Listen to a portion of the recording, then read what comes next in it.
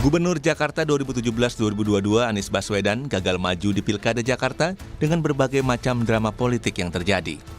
Perolehan suara Anies pada saat melawan Ahok dengan kemenangan 57,96% tidak bisa dianggap remeh. Pendukung Anies Baswedan yang punya suara cukup banyak di Jakarta kini diperebutkan 3 pasangan bakal calon gubernur dan wakil gubernur Jakarta. Juru bicara tim Pramono Rano, Ciko Hakim menegaskan, tak dipungkiri, program Anies cukup baik dan diterima warga Jakarta, sehingga Pramono Anung akan mengakomodir dan melanjutkan program Anies Baswedan.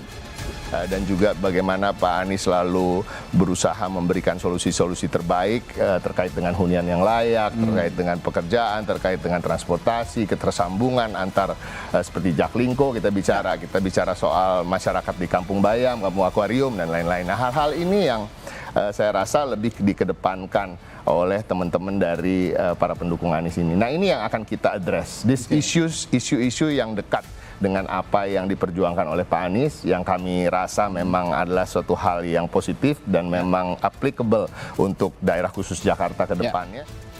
Sementara itu, Wasekjen Partai Golkar Putri Komarudin menyatakan pematangan konsolidasi kekuatan parpol Kim Plus akan dimaksimalkan sebagai cara untuk menggait pendukung Anies di Jakarta.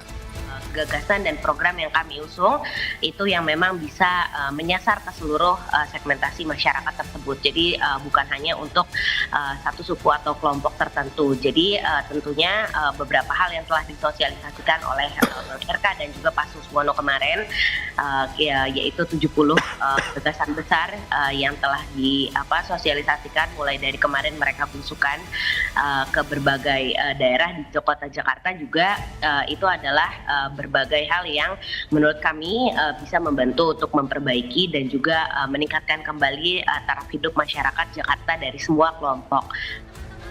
Menggait pemilih Anies di Jakarta dianggap cukup penting dan berpengaruh terhadap perolehan suara di Pilkada. Direktur Eksekutif Trias Politika Agung Baskoro menyatakan butuh peran ketua dan tim sukses paslon yang cukup mumpuni untuk meyakinkan pemilih, terutama pendukung Anies, agar mau memilih paslon gubernur dan wakil gubernur Jakarta. Yang jelas ketua tim ses ini akan sedikit banyak memperluas ceruk pemilih. Ya. Tapi juga bisa menjadi beban kalau misalnya ketua tim ses dan tim sesnya tidak piawai memainkan langgam politik yang sesungguhnya di darat maupun di udara seperti itu. Sehingga tantangan berikutnya yang paling penting dikondisikan adalah bagaimana tim ini punya tupoksi yang jelas.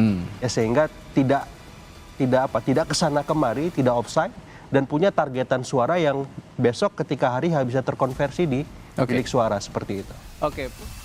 Sebagai petahana, dukungan Anies dan pemilihnya bisa saja menjadi penentu pemenang kontestasi ini. Dengan tidak ikutnya Anies di Pilkada, kemana arah dan dukungan pemilih Anies akan berlabuh? Dan mungkinkah Anies akan mendukung salah satu paslon? Tim Liputan, Kompas TV.